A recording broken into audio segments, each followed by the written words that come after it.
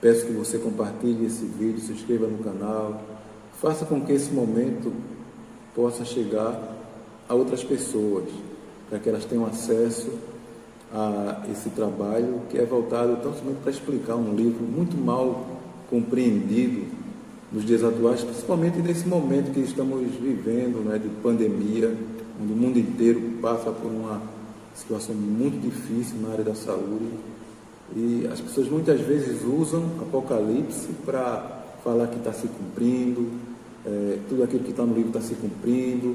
Será que é isso mesmo? Então a gente vai ver durante o estudo se realmente é isso mesmo, não é isso? Então compartilhe, mas antes eu quero fazer uma oração para que a gente possa iniciar de uma forma bem agradável ao nosso momento. Vamos orar? Querido Deus, nós agradecemos ao Senhor por esse momento em que vamos estudar esse livro que é uma revelação para nós, esse livro que nos revela o Teu poder, a Tua vitória sobre o inimigo, e acima de tudo, ó Pai, ele também revela que todos aqueles que seguem a Cristo serão juntamente com Ele vitoriosos. Então, que o Senhor nos abençoe, me dê entendimento, ajuda-me, tanto a mim como aquele nosso amado que está do outro lado, na sua casa, no aconchego do seu lar, juntamente comigo, estudando esse livro tão bom e edificante para as nossas vidas espirituais. Obrigado, é em Cristo que nós oramos. Amém. Bem, eu quero começar aqui com uma observação, e essa observação está no fato de que, na aula passada, eu falava, no minuto 1:20, sobre a primeira pandemia que se tem notícia na história. Então eu falava que era no ano 430, só que faltou um detalhe, era antes ou depois de Cristo, ou no ano Domini, né? Então é 430 antes de Cristo, a primeira epidemia que se tem notícia, e acontecia em Atenas, tá bom? Então está registrado. Eu também trago como adendo o significado dos números, né? O livro de Apocalipse usa um estilo de literatura que é dependente do significado simbólico dos números. E essa compreensão irá nos ajudar a ter um entendimento sobre a mensagem do livro das Revelações, o livro do Apocalipse. Então, primeiro eu começo com o número 1. Número 1 é unidade, algo que é incomparável ou exclusivo. 2, força, coragem, poder. 3, divino, as três pessoas de Deus. O número 4, coisas do mundo. O número 6, algo que é incompleto, fracasso. 7, perfeição ou totalidade. 10, totalidade ou plenitude. 12, totalidade, especialmente do povo de Deus. 12 tribos, 12 apóstolos. 1000, totalidade ou plenitude. 144 mil, um número completo do povo de Deus. 12 vezes 12, vezes 10, vezes 10, vezes 10. 3 anos e meio, 42 meses, 12 é 1.260 dias. 12 mais 12, mais 12, mais 6, significa um tempo, tempos e a metade de um tempo. Significa breve período de sofrimento e perseguição. Bem, a gente vai dividir esse momento nosso em 2 aulas, tendo em vista que esse capítulo 1, ele está em torno de aproximadamente 1 hora. Eu quero dividir em 2 vídeos de 30 minutos aproximadamente cada um. Eu quero que cada vídeo do nosso encontro ele tenha no máximo meia hora. Tá bom? Então, a gente vai começar agora a falar sobre a primeira carta do capítulo 2, a carta à igreja em Éfeso.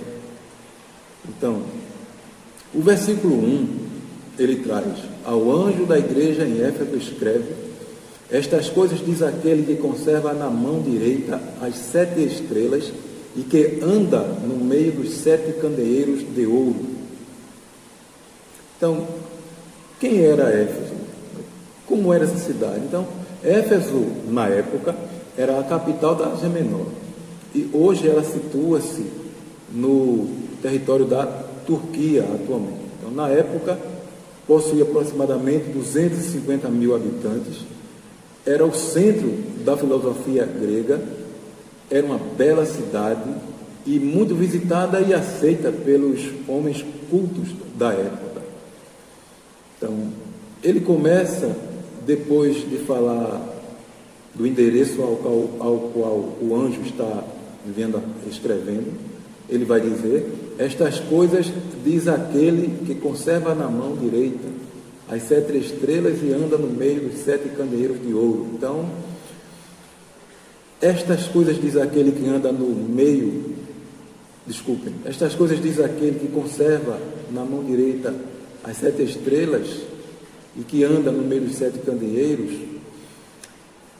Jesus Cristo está no meio da igreja, atento a tudo e pronto para orientá-la, independentemente do progresso ou fracasso espiritual. Então, essa ideia, a figura aqui, é aquele que conserva na mão direita as 7 estrelas. Nós vimos na primeira aula, e anda no meio dos 7 candeeiros de ouro. Então, os 7 candeeiros, a igreja. Então, Jesus, ele está andando no meio da igreja, atento a tudo e pronto para orientá-la, independentemente do progresso ou fracasso espiritual. No versículo 2, conheço as tuas obras, tanto o teu labor como a tua perseverança, e que não podes suportar homens maus, e que puseste à prova os que a si mesmos se declaram apóstolos e não são, e os achastes mentirosos. Jesus conhece tudo, tanto o que tem valor, quanto os fracassos e perigos que envolvem o seu povo. A igreja em Éfeso tinha boas obras e esforçava-se para perseverar nessas boas obras. Possuía uma qualidade importante: não podes suportar homens maus, os que praticam o mal aos olhos de Deus. Podemos ver a importância em identificar esses homens maus e ter boa vontade, coragem e perseverança em afastar-se deles. Efésios, a carta que Paulo escreve a essa igreja, alguns anos antes da revelação de João chegar a ela, no capítulo 5, versículo 11, diz: e não sejais cúmplices nas obras infrutíferas das trevas, antes, porém, reprovai-as. Efésios, capítulo 5, versículo 11. Uma coisa também interessante e positiva na igreja em Éfeso é que falsos mestres, eles foram provados e foram desmascarados.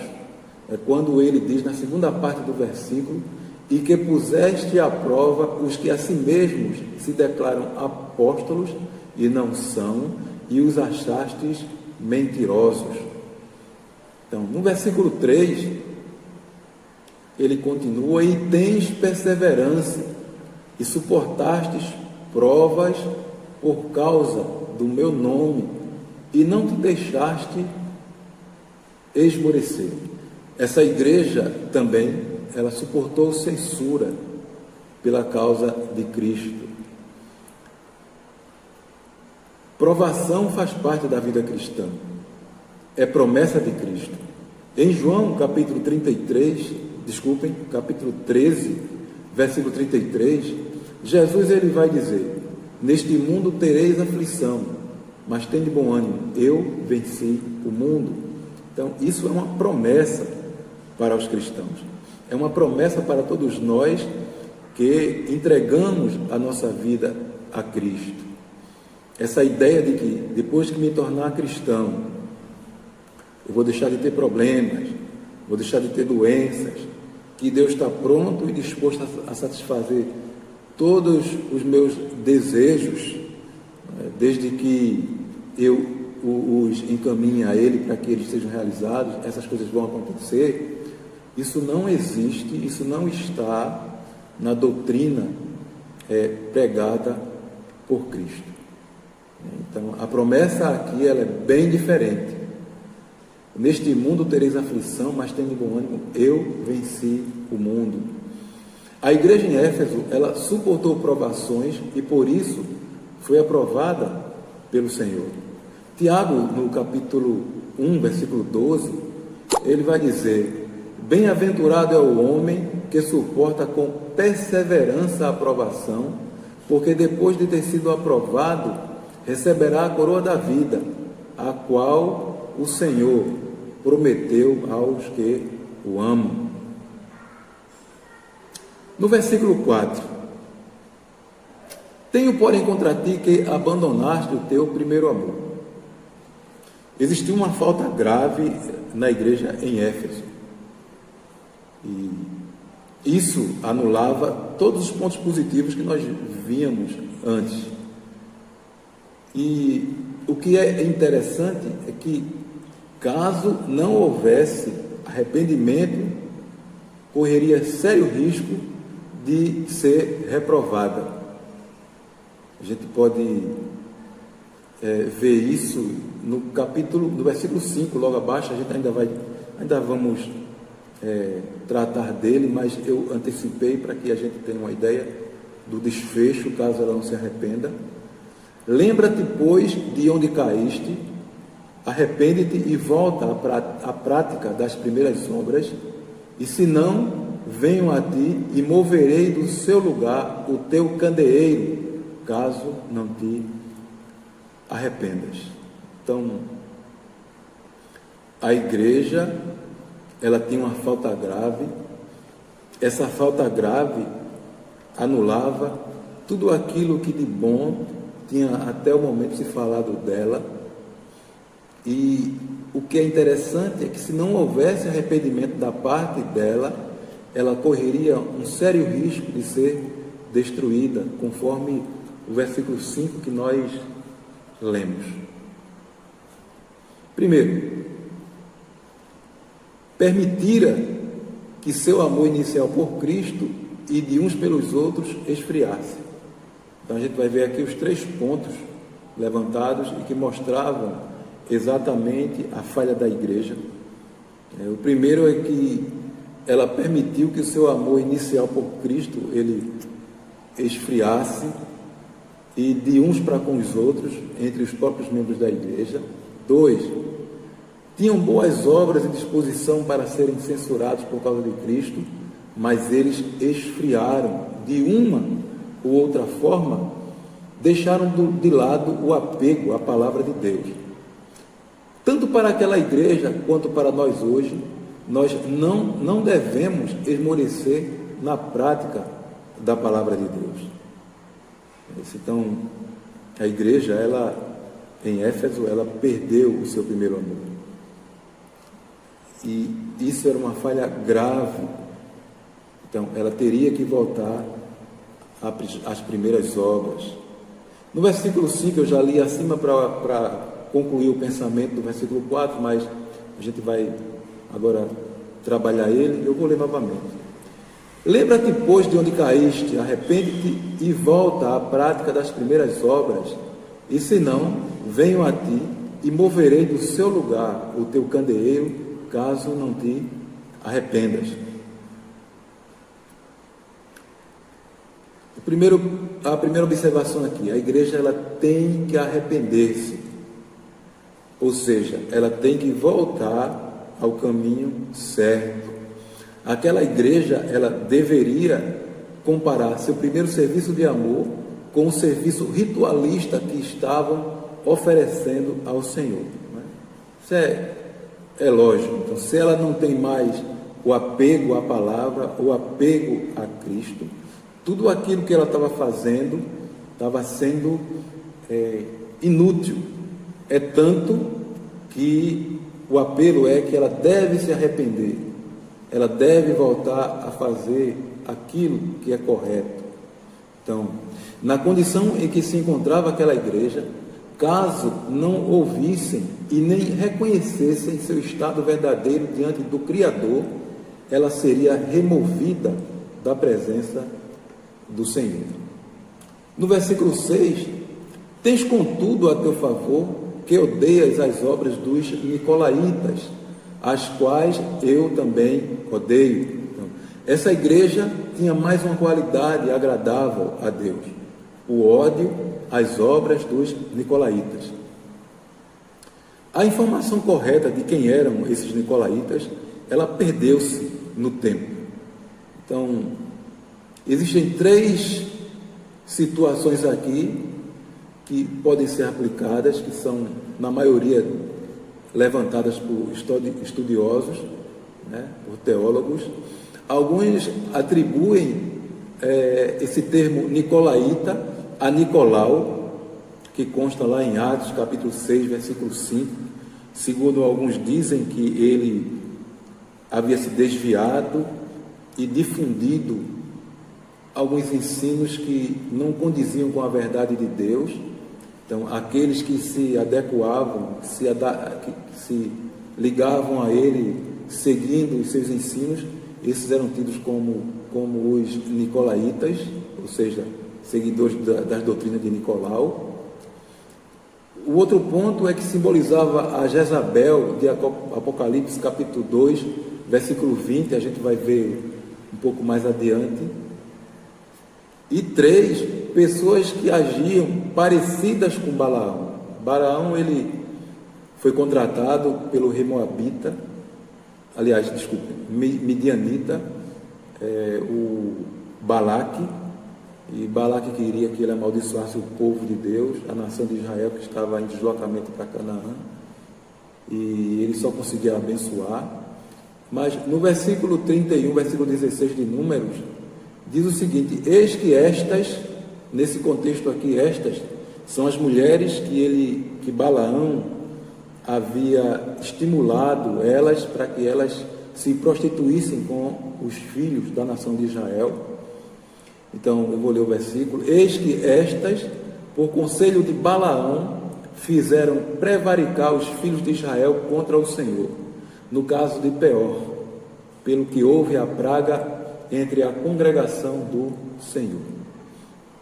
Na verdade, o que se sabe sobre os nicolaítas é que eles formavam uma seita de um movimento ou do movimento gnóstico antigo.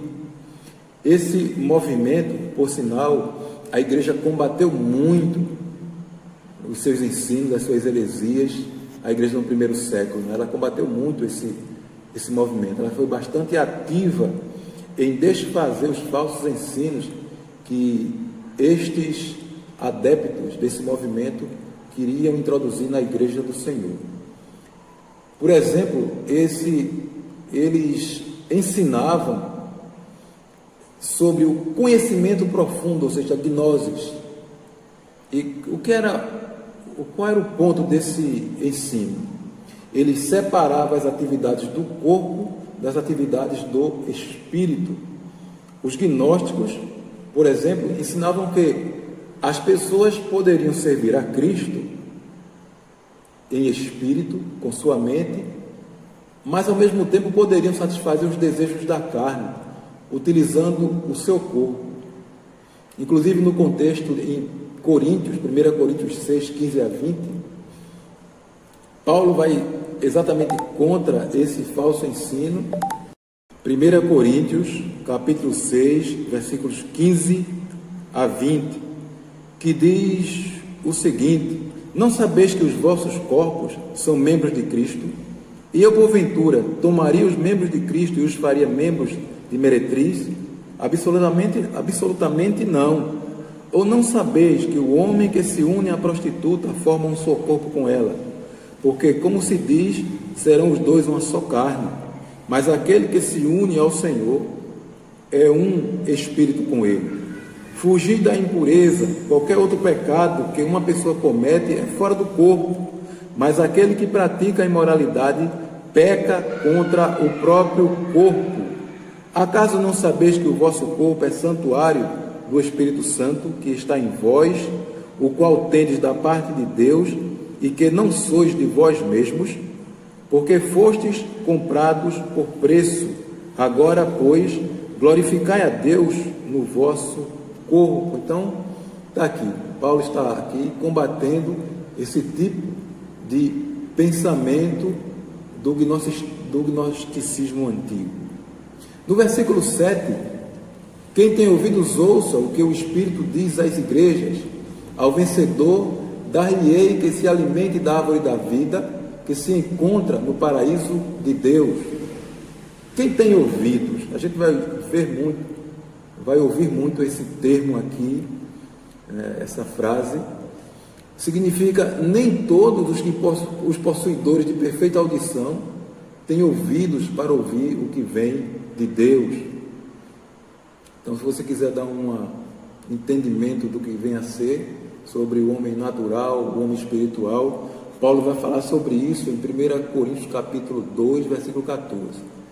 No versículo 7 fala da árvore da vida. Essa figura identifica-se com Cristo.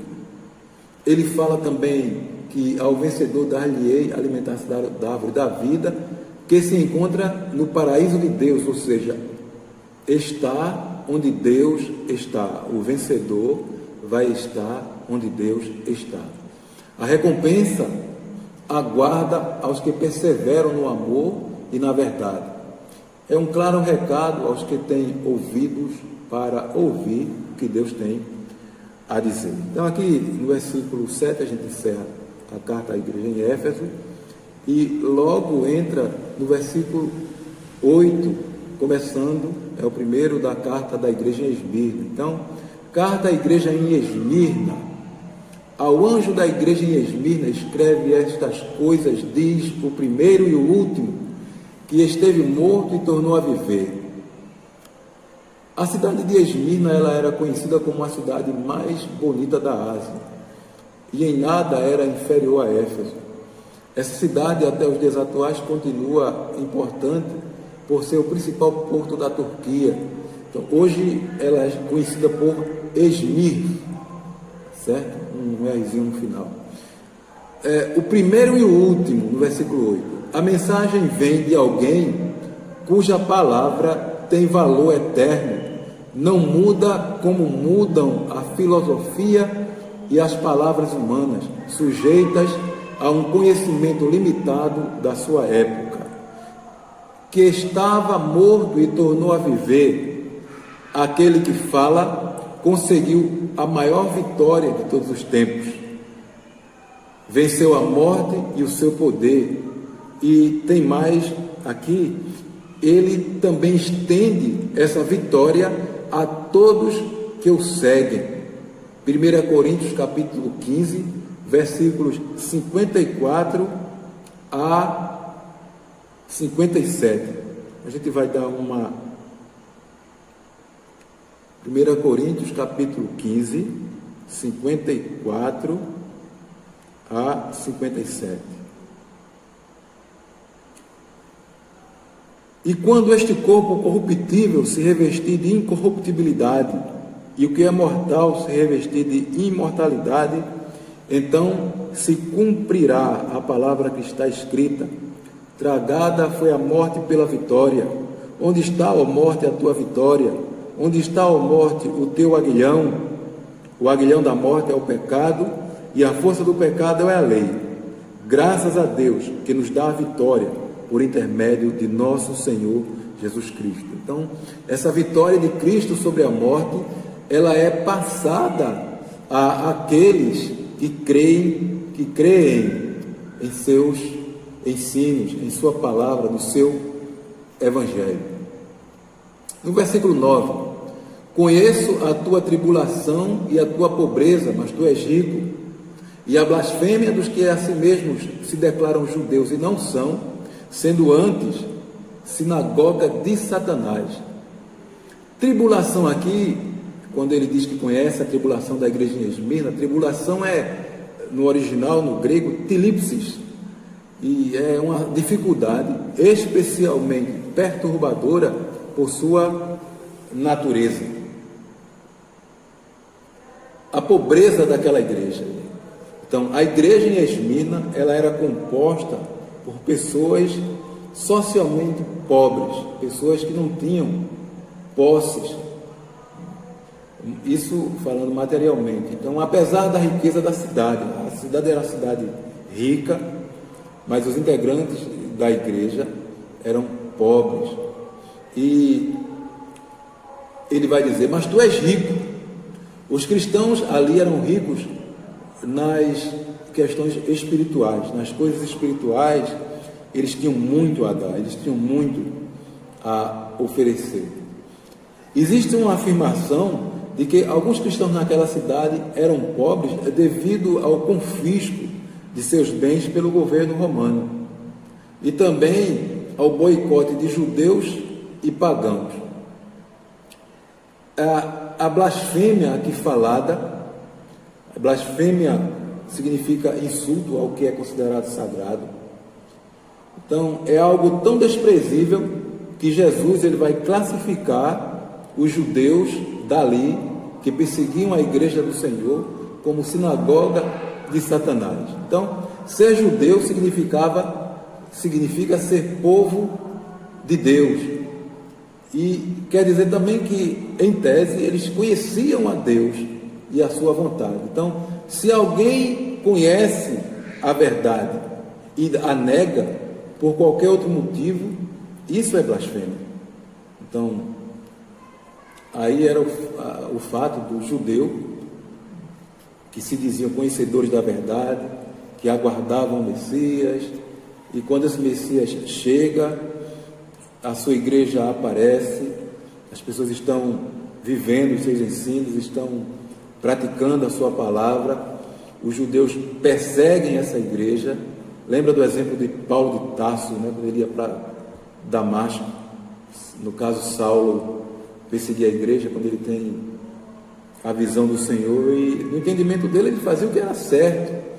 Então, lá em Esmirna, judeus que se diziam povo de Deus perseguiam a igreja, e Jesus vai classificar esses judeus como sendo sinagoga de Satanás, uma referência clara ao local de reunião deles naquela cidade, reunião na sinagoga lá em Esmirna. No versículo 10,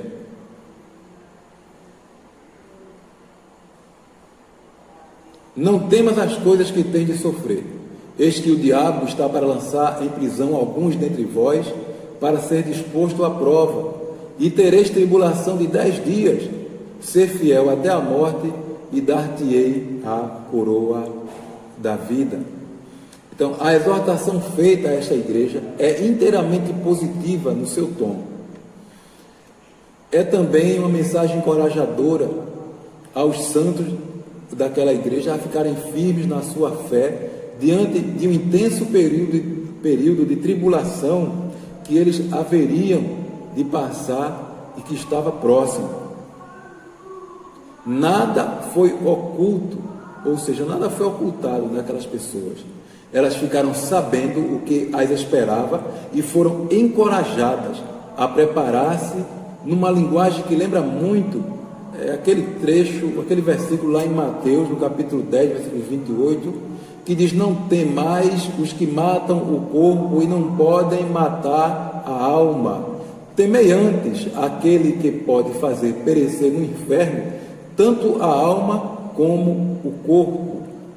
E tem uma história verídica que aconteceu com um dos membros daquela igreja no ano 155 depois de Cristo. Policarpo foi queimado na fogueira nesta cidade devido à sua fé.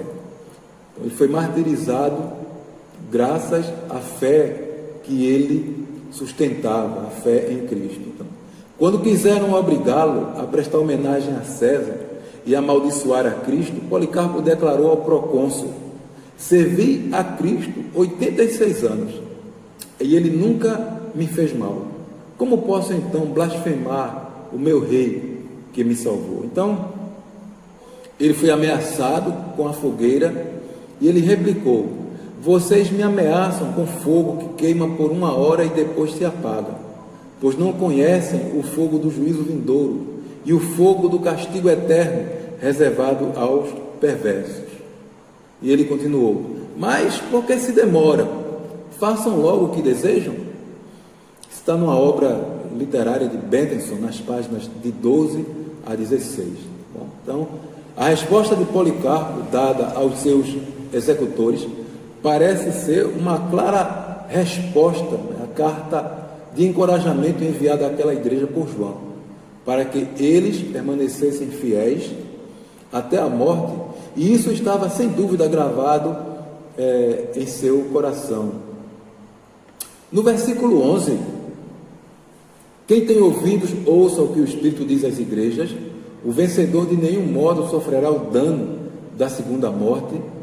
Então, quem tem ouvidos, ouça o que o Espírito diz às igrejas. A gente já viu, né, um pouco acima, lá com a igreja em Éfeso.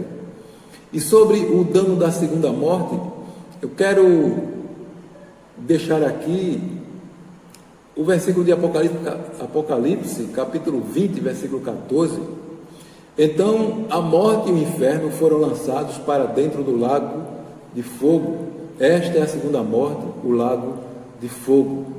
Mas faltou também esclarecer a árvore da vida, não é? Quem tem ouvidos, ouça o que o Espírito diz às igrejas. O vencedor de nenhum modo sofrerá o dano da segunda morte. Quem tem ouvidos, ouça o que o Espírito diz às igrejas. Em Apocalipse 2,7, ele vai falar que ao vencedor dar-lhe-ei que se alimente da árvore da vida que se encontra no paraíso de Deus.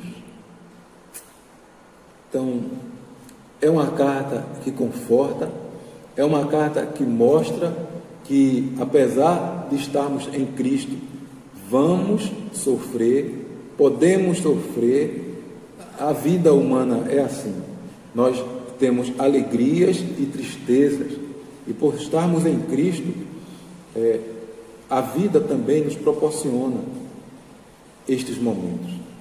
Então, que Deus possa nos abençoar e que essa carta à igreja em Esmirna possa ser um alento para nós que sofremos por causa do nome de Cristo, e para aqueles, né, que buscam segurança naquele que pode nos dar segurança, o Senhor. Então, não existe motivos para fazermos da nossa fé algo banal. Então, firmemos a nossa fé em Cristo para que possamos participar das bênçãos e das graças que o Senhor tem reservado a todos aqueles que creem em seu nome.